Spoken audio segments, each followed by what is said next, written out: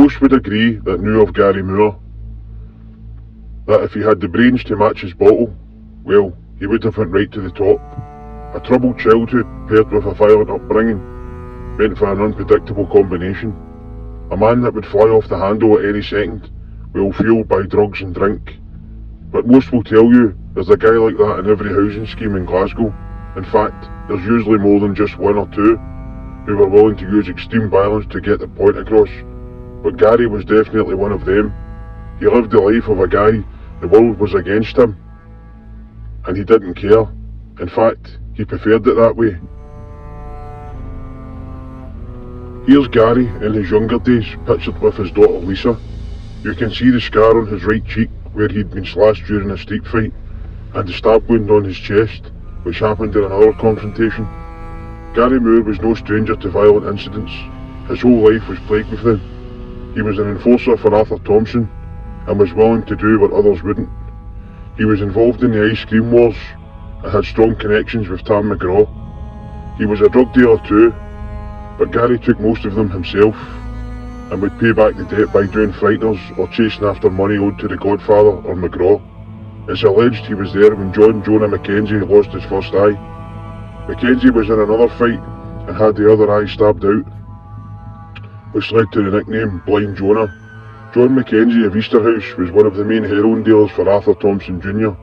When the police tried to nab him for dealing, they ended up catching Arthur Jr. when he was dropping gear off to Mackenzie. But that's another story.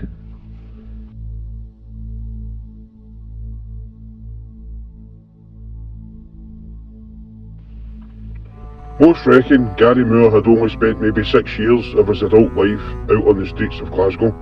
The rest was spent in Borstal, young offenders, and prison. But he still managed to get himself charged with murder no less than 3 times. The first time was for the Doyle murders. He might not have lit the match, but he blurted out an apparent deathbed confession that he was the man responsible for the murders, to the point of saying during this that Tam McGraw had dropped him off that horrible night on Bank End Street, Rickazy.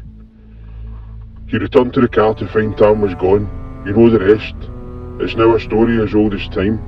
Gary Moore walked on the charges, and Tommy Campbell and Joe Steele were fitted up for the murders.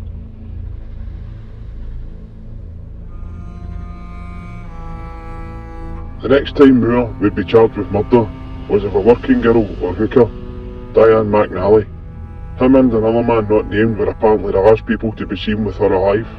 She was seen getting into a car with them on Cadogan Street, which made up part of Glasgow's red light district back then, in 1991. Diane's body was found over in Pollock Park near the Borough Collection. Her face was so badly beaten she had to be identified by her fingerprints. She apparently got into the car because someone she trusted and knew was in the car. This was just one of a string of heroin-addicted sex workers who had been murdered, 6 in the space of 8 years. It was so bad the police thought there was a potential serial killer on the loose, preying on the working girls of Glasgow.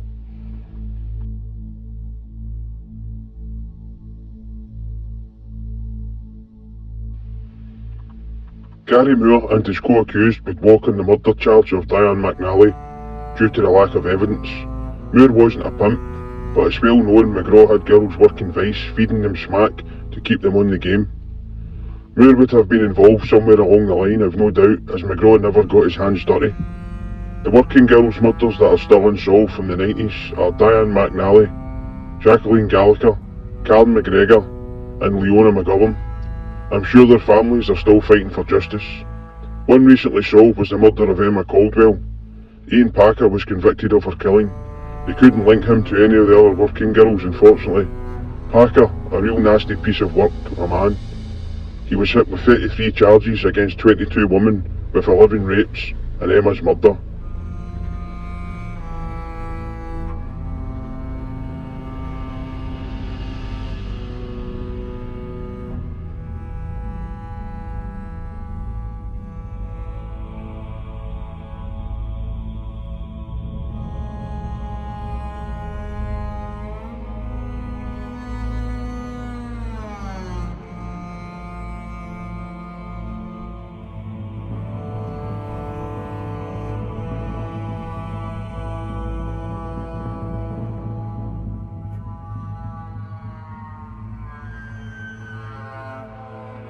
Now back to Gary Moore. Moore was jailed for a string of charges, and after serving a number of years, he was allowed out on weekend leave from prison, and in 1994, he went back to visit his daughter, who was now staying in Oatlands in between Pollokshaws and the Gorbals, with his ex-partner, who was now seen the son of former old school but now reformed hardman Jimmy Boyle.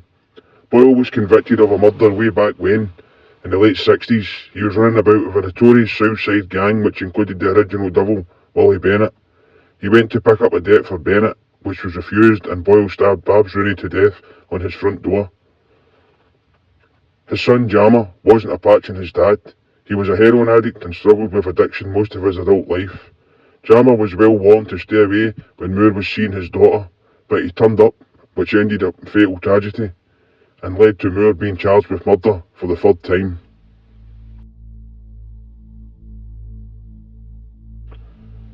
When James Boyle turned up, Moore was already on edge beforehand because his ex-missus was seeing him. The two men started to argue, and Boyle lunged at Moore. Gary Moore stabbed Boyle through the heart with a potato peeler he took out the kitchen drawer. At the murder trial, Moore told the courtroom he was absolutely convinced Boyle was there to kill him, and he thought he might have had a gun, so he had to defend himself. Moore again would dodge being convicted of murder. The jury bought his story. After all, Boyle did attack him first. Moore said he was unlucky he was peeling the tortoise for dinner, and he had the weapon in his hand, and didn't mean to kill Boyle. Moore was sentenced on the lesser charge of culpable homicide and given 8 years. Once he was released from prison after serving around 7 years, he was let out early because he was apparently a changed man, a born-again Christian, free from drugs and alcohol. Of course, it didn't last. Moore was once one of the most feared men in the city. He was now staying in a run-down flat in Govan.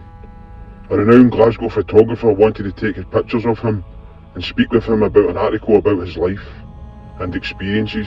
He turned up with a loaded revolver and started waving it about George Square as if he was putting on a show. No doubt a dangerous, unhinged man still. He took the photographer to where he murdered James Boyle and posed for a picture. He was showing no remorse for the things he'd been involved in and done. Gary Moore was found dead in his Govanhill flat in 2010.